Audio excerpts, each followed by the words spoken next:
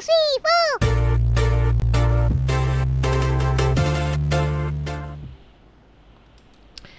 Halo Gunarwan dan Gunarwati sekalian, ketemu lagi ya di channel saya Gunar Os. Dan hari Sabtu kita bertemu lagi dalam segmen Sepekan Arsenal, segmen dimana saya merangkum ya, merekap berita-berita Arsenal selama sepekan terakhir dalam satu video yang saya harapkan sih bisa lebih mudah dicerna ya bagi teman-teman, sehingga lebih bisa mudah memahami berita-berita Arsenal selama seminggu terakhir ini. Oke, teman-teman, sebelumnya channel saya adalah fans channel Arsenal. Jadi kalau teman-teman suka dengan konten-konten Arsenal semacam ini atau suka dengan konten-konten sepak bola semacam ini, boleh yuk di like, share, dan subscribe. Dan jangan lupa dipencet tombol loncengnya ya, sehingga teman-teman selalu dapat reminder dari YouTube setiap kali saya upload. Oke, tidak berlama-lama kita mulai ya. Ini untuk berita pertama kita, berita ringan yang pertama. Arteta sewa copet. Yang ini ya.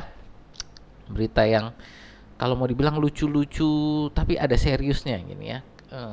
Jadi pada satu acara kumpul-kumpul antara Arteta dan para pemainnya ya. Arteta ini sewa seorang pencopet profesional, di mana ya pada saat lagi kumpul-kumpul asik gitu sang copet ini beraksi, dan pada akhir acara Arteta minta para pemainnya untuk ngecek kantongnya gitu ya, kantongnya ada kehilangan apa enggak. Dan ternyata kan mereka kaget gitu kan ketika dompet handphonenya ini pada hilang gitu ya. Di sini Arteta mengingatkan ya para pemainnya untuk selalu waspada dan berhati-hati. Ya ini mungkin korelasinya dalam permainan ini kan, bahwa pemain Arsenal ini seringkali pada saat sudah unggul jauh gitu ya, atau bermain itu terlalu asik menyerang gitu, sehingga lupa pada saat musuh counter attack ini pertahanannya lalu kosong melompong gitulah. Jadi gampang sekali dibobol pertahanannya karena terlalu asik menyerang gitu ya. Kalau di lapangan kan kita berkali-kali ya seperti ini. Dan ya ini memang cara yang out of the box gitu kan, cara yang aneh gitu. Tapi karena aneh ini pasti akan selalu diingat, dan semoga memang juga diingat oleh para pemain kita untuk selalu waspada di lapangan ya. Karena terakhir kita juga di pada saat apa ya, permainan friendly kemarin dengan Bayer Leverkusen di mana kita sudah unggul 4-0, lengah gitu kan, menjadi hasilnya 4-1, kebobolan, tidak bisa menjaga clean sheet. Ya, jadi ini satu hal yang ya kita perlu eh, tingkatkan juga lah ini ya, kewaspadaan para pemain ini.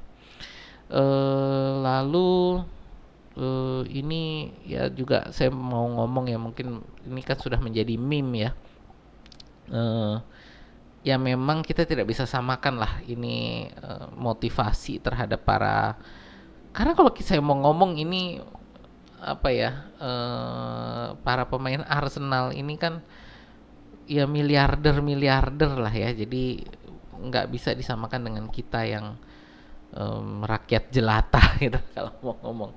Eee, Cara memotivasinya tentu berbeda ya dengan mereka yang punya pekerjaan seperti ini, penghasilannya seperti ini. Eee, Cara memotivasi dan mendidiknya ini tidak bisa kita samakan dengan ya kita sebagai karyawan mungkin outing gitu ya, team building, main ke puncak ya, ya model-model seperti itu ya, ya caranya berbeda lah ya gitu. Jadi ya sekali lagi mungkin bagi kita ini sesuatu hal yang lucu dan aneh, tapi memang cara-cara seperti ini harus digunakan karena ya kepada orang-orang seperti ini dengan keuangan seperti mereka ini tidak, konteksnya amat berbeda ya dengan kita yang karyawan biasa. Jadi harus dilakukan dengan cara-cara yang nyeleneh gitu supaya selalu diingat gitu ya. Oke, next. Ini kita berita berikutnya adalah untuk Zinchenko ya, yang mengganti nomor punggung. Ya ini menjadi nomor 17 dari nomor 35 menjadi nomor 17. Nomor 35 ini kan adalah nomor punggung dia di Manchester City Ya, jadi ketika dia pindah ke Arsenal ambil nomor punggung yang sama, dan ketika nomor 17 ini kosong ya, karena ini kemarin Cedric Soares kan yang punya nomor 17 ini dan dia sudah dilepas. Jadi Zinchenko meminta nomor 17 ini. Jadi nomor 17 ini adalah nomor kesukaan dia. Kenapa? Karena ini adalah nomor punggung pertama dia ketika mewakili Ukraina dalam timnas sepak bola Ukraina pertama kali ya. Jadi pertama kali dia menjadi eh, bagian dari timnas Ukraina. Ini nomor punggung pertama dia adalah nomor 17. Jadi ini adalah nomor yang ya punya makna signifikan bagi dia. Ya bagi kita fans ini berarti dengan penggantian nomor punggung ini menandakan bahwa Zinchenko musim ini berarti nggak akan kemana-mana ya. Jadi musim ini akan tetap stay di Arsenal, berarti tidak akan ada rencana untuk dijual, untuk dilepas. Dan ya mungkin ini juga apa ya, kalau saya bilang ya dia juga sudah memperlihatkan apa yang bisa dia lakukan kan kemarin pada saat melawan Leverkusen itu gitu. Jadi ya dari saya semoga ini juga menjadi satu apa ya, pemicu lah supaya Zinchenko ini bisa bermain lebih bagus ya. Karena kita bisa lihat musim lalu ini juga menjadi satu kelemahan ya Zinchenko di pertahanan Arsenal, di mana seringkali dia justru menjadi sasaran bagi serangan-serangan lawan gitu ya. Semoga dengan pergantian nomor punggung ini ya bisa lebih semangat ya supaya bermain lebih bagus Zinchenko ya. Oke, berita berikutnya ini adalah Evangelos Morinakis ya, yang mau merekrut Edu jadi sporting director bagi semua klub sepak bola miliknya. Siapa sih Evangelos Morinakis ini? Dia adalah pemilik dari Nottingham Forest ya, juga selain Nottingham Forest ini dia punya Olympiakos dan Rio Ave. Ya, jadi dia pengen Edu ini jadi sporting director bagi ketiga klubnya ini. Ya, dan tidak lama sih setelah ini Edu dalam satu wawancara juga bilang belum kepikiran sih untuk keluar dari Arsenal gitu. Jadi dia punya harapan kalau bisa pengen pensiun di Arsenal. Ya, sebagai sporting director ini dia pengen pensiun di Arsenal. Ya, semoga sih dari saya, walaupun saya lihat juga banyak fans Arsenal suka nyinyirin Edu ya. Tapi bagi profesional sepak bola di luar sana, Edu ini sosok yang sangat dihormati dan sangat dihargai gitu ya. Musim lalu dia juga kan mendapat penghargaan sebagai sporting director terbaik ya di Eropa. Jadi ya buat saya semoga Edu selalu sukses lah di Arsenal. Dan ya saat ini menurut saya Edu juga sedang merombak sistem bagaimana Arsenal ini melakukan penjualan dan pembelian pemain gitu, supaya kita kalau beli pemain itu nggak dimahalin, dan ketika jual pemain ini juga mendapatkan harga terbaik gitu ya. Jadi bukan jual harga diskon gitulah ya. Ya, semoga sukses selalu lah ya Edu dalam perekrutannya. Musim ini tolong didatangkan lagi beberapa pemain midfield ya kalau dari saya. Ya, oke, harapan saya itu aja. Oke, next ya, berita berikutnya. Ya, ini untuk pertandingan persahabatan kemarin ya. Arsenal 4-1 melawan Bayer Leverkusen. Untuk teman-teman yang ingin lihat review full saya, sudah ada videonya, silakan ditonton videonya. Cuman secara singkat di sini saya mau ngomong, pada pertandingan ini kita bisa melihat sisi kiri Arsenal bermain dengan sangat bagus ya. Jadi sisi kiri ini kan sisi penyerangan dan pertahanan Arsenal yang menjadi titik lemah Arsenal musim kemarin. Jadi di pertandingan ini kita lihat 3 gol itu berasal dari pemain sebelah kiri kita. Ya, jadi Zinchenko, Havertz dan Trossard. Mana gol Trossard juga cantik banget lagi. Dan gol dari Gabriel Jesus itu juga itu asisnya dari Trossard juga kalau nggak salah gitu. Kok Trossard dari Havertz juga gitu kan. Jadi ya ini satu hal yang menurut saya sangat menarik gitu bahwa sisi kiri kita sudah mulai bangkit kembali gitu. Ya, kita tunggulah ya nanti ke depannya bagaimana pada saat pertandingan yang resmi, pertandingan liga ya. Tinggal minggu depan ya untuk pertandingan liga kita. Eh, dan sekali lagi teman-teman kalau ingin lihat review saya untuk pertandingan Leverkusen ini boleh lihat di video saya ya yang sudah ada untuk review pertandingan. Oke, next berikutnya adalah ya ini ya update singkat lah ya untuk Emil Smith Rowe yang dalam 7 menit debutnya dia berhasil membuka rekening golnya ya di Fulham. Ya, kalau buat kita sih gol terakhir ini kan Emil Smith Rowe itu di pertandingan persahabatan tertutup melawan Leyton Orient. Kalau gol resmi di pertandingan resmi itu di 2002 ya melawan Chelsea. Jadi sudah lama juga, sudah lebih dari 2 tahun kalau untuk kita ngomong pertandingan resmi. Sudah 2 tahun ini Smith Rowe belum mencetak gol gitu. Dan ya ini juga masih pertandingan persahabatan sih, tapi menunjukkan bahwa potensi dia ini masih ada gitu kan. Ya kalau buat saya sukses selalu ya Mas Emil ya di Fulham.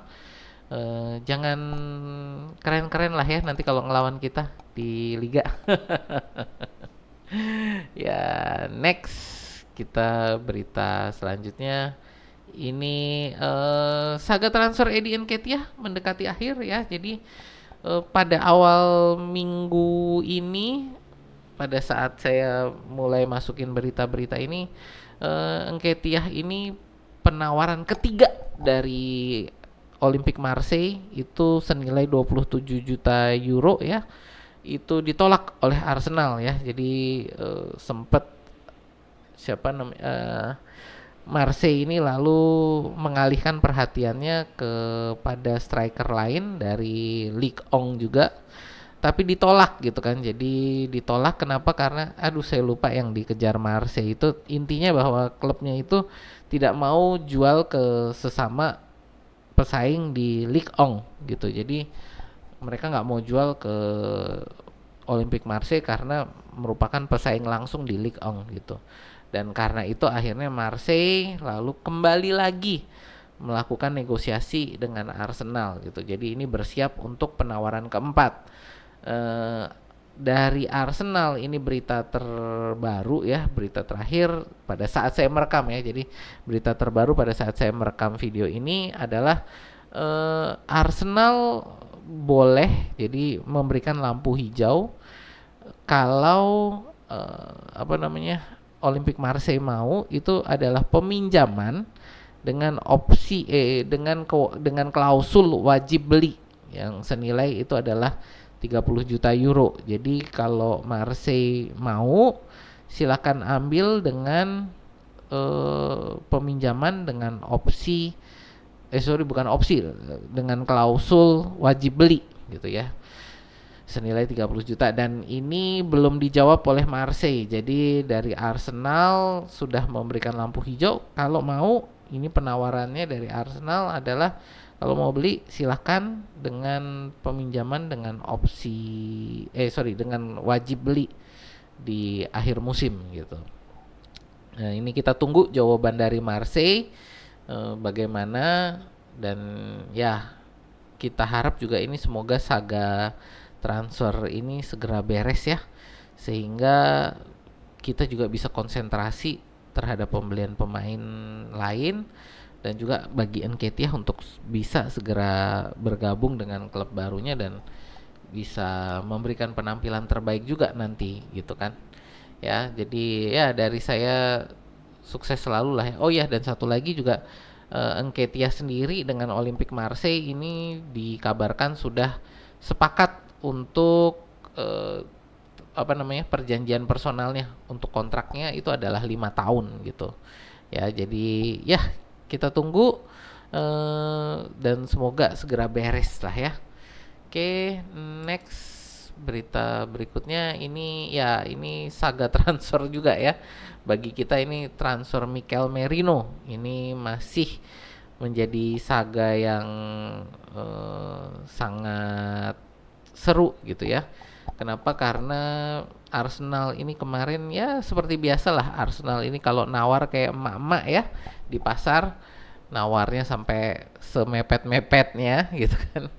Tapi kemungkinan besar ini Arsenal akan berusaha segera membereskan transfer Mikel Merino. Kenapa? Karena eh, Liverpool ini pengen membeli Martin Zubimendi. Lah, apa hubungannya Mikel Merino sama Martin Zubimendi? Ya ini keduanya sama-sama bermain di Real Sociedad dan Sociedad ini sepertinya tidak ingin kehilangan kedua pemain ini. Jadi dalam artian kalau mau yang dijual itu kalau bisa satu doang. Ya jadi bukan dua-duanya kejual di musim ini gitu. Jadi sepertinya mereka berharap adalah untuk Mikel Merino aja yang dijual. Kenapa? Karena Mikel Merino ini tidak ingin perpanjang kontrak kan. Kontraknya tinggal 1 tahun gitu. Tapi di saat yang sama ini Liverpool sepertinya siap untuk men-trigger release clause-nya Martin Zubimendi yang 60 juta euro gitu. Jadi kita juga harus cepet-cepetan lah ya. Jangan sampai nanti kalau Martin Zubimendi itu ke Liverpool duluan, akhirnya dari Sociedad ini tidak tidak memberikan lampu hijau lagi untuk penjualan Merino gitu. Jadi ya ini satu hal yang kita harus waspadai juga. Jadi walaupun bukan pesaing langsung untuk pembelian Mikel Merino gitu kan, tapi bahwa dengan pembelian pemain lain gitu dari klub yang sama ini bisa menjadi penghalang juga untuk transfer kita. Jadi ya tadi kan kita ngomong tentang Edu ya, Mas Edu, ini tolong segera dibereskan lah ya. Ini Mikel Merino biar nanti tidak tersendat dengan transfernya Martin Zubimendi ke Liverpool gitu kan. Ya ini ya semoga sih segera beres. Kalau dari berita terbaru dari siapa Fabrizio Romano ini kan ya sudah makin mendekati lah langkahnya ini ya. Arsenal yang dikabarkan nilai transfernya ini adalah 25 juta euro. Ya kita tunggu, semoga segera here we go ya ini untuk Martin Zubimendi. Oke, next. Ya, ini berita selanjutnya. Nah, ini adalah untuk Cido Obi Martin ya. Cido Obi Martin ini dikabarkan tersendat ya ini untuk transfernya karena ya ada dari Manchester United ini belum melakukan pembayaran kompensasi ya. Jadi belum melakukan pembayaran kompensasi kepada Arsenal gitu. Ya, ini teman-teman mungkin bingung, kenapa kok harus ada pembayaran kompensasi? Bukankah Cido Obi Martin ini belum punya kontrak dengan Arsenal, masih pemain akademi? Ya, ini karena memang ada aturan ini di Liga Inggris ya, bahwa untuk pemain akademi yang belum punya kontrak, kalau ditarik oleh klub lain ini harus ada pembayaran kompensasinya. Jadi nggak bisa gratis-gratis aja gitu. Jadi harus ada pembayaran kompensasinya dari klub yang ingin memboyong pemain akademi ini ke akademi mereka gitu. Jadi Cido Obi Martin karena masih 16 tahun ya. Jadi nanti masih September dia 17 tahunnya. Ini masih terhitung sebagai pemain akademi. Jadi kalau Manchester United mau membawa dia harus melakukan negosiasi biaya kompensasinya kepada Arsenal, dan saat ini sedang dilakukan negosiasi kompensasi untuk Cido Obi Martin. Nah, sekali lagi ini ya dari Edu tentu berusaha agar kompensasi yang diberikan ini nilainya sepadan gitu kan. Jadi nggak nggak asal murah gitu aja ya. Dan teman-teman perlu ketahui juga, misalkan tidak tercapai kesepakatan, ini tidak bisa kita melarang ya untuk Cido Obi Martin ke Manchester United, tapi nanti kemungkinan besar untuk nilai transfernya ini, bukan transfer lah ya, nilai kompensasinya ini nanti akan diputuskan oleh tribun apa namanya, penengah lah gitu. Ya jadi nanti ada kayak pengadilan penengahnya yang nanti akan menentukan harganya yang pantas ini kira-kira berapa gitu ya. Ya nanti kita tunggu juga. Jadi kalaupun nanti apa ya, masalah harga ini sudah disepakati, dari Manchester United juga harus mendaftarkan dulu Cido Obi Martin ke akademi mereka, dan ya dari saat nilai apa ya, nilai kompensasi itu disetujui, proses untuk apa namanya, proses untuk perpindahannya ini menjadi resmi menjadi pemain Manchester United mungkin masih memakan waktu sekitar 1 sampai 2 minggu lagi gitu. Sorry, 2 sampai 3 minggu lagi ya. Jadi setelah kompensasi disetujui, pendaftarannya itu masih bisa makan waktu 2 sampai 3 minggu gitu ya. Ya ini kalau dari saya sih, mungkin banyak fans Arsenal yang merasa kecewa gitu kan dengan kita tidak bisa mempertahankan Cido Obi Martin. Buat saya nggak perlu dipusingin. Kenapa? Karena memang Cido Obi Martin yang tidak mau bertahan di Arsenal, dan kita lebih baik mengkonsentrasikan dukungan kita kepada para pemain muda yang memang mau stay gitu kan, seperti Ethan Nwaneri, lalu Miles Lewis Kelly, Aiden Heaven gitu kan, Nichols itu ya. Jadi banyak sih pemain muda kita yang berpotensi ya, dan yang saat ini dua pemain yang sangat luar biasa yang kita harapkan bisa tembus ke tim utama kita ini adalah Ethan Nwaneri dan Miles Lewis Kelly ya. Ya, itu teman-teman, saya ada satu tadi yang kelewatan ya. Ini adalah untuk beritanya Karl Hein. Jadi tadi saya kelewatan untuk masukin beritanya Karl Hein. Ini adalah Karl Hein ini akan di loan ya. Ini akan di loan ke mana ya? Ini ya benar, ke Charlton Athletic ya. Ini dikabarkan akan di loan sepanjang musim 2024-25 ini ke Charlton Athletic supaya bisa mendapatkan waktu bermain ya. Ini bener Charlton Athletic bukan sih? Kok kayaknya beritanya ini 6 Agustus 2024. Iya. Iya, Charlton Athletic ya. Kayaknya kok saya tadi kayaknya lihatnya dipinjamkannya ke, bukan ke ini ya, bukan ke La Liga ya. Oke. Ya ya ya. Ya ini jadi ke Charlton Athletic, ini adalah tim eh di Liga 1 ya. Jadi Liga 1-nya Liga Inggris. Ya ini juga membuat kita ada satu apa ya? Bingung juga nih. Ini jadi nanti kalau Karl Hein sudah di loan, kalau memang nanti apakah ini pertanda bahwa Aaron Ramsdale tidak akan keluar musim ini? Apakah itu tidak dijual atau tidak dipinjamkan?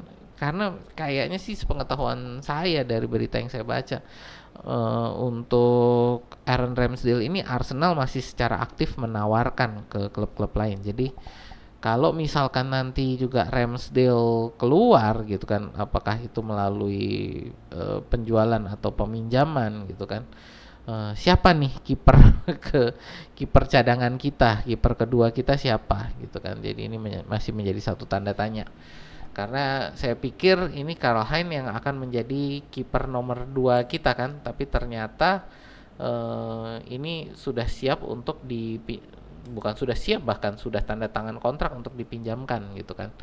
Ya jadi ini satu hal yang menarik juga untuk kita lihat nanti di musim 2024-2025 ini, siapa nih kiper cadangan kita, kiper kedua kita gitu kan. Karena kiper kedua ini posisi yang sangat penting ya.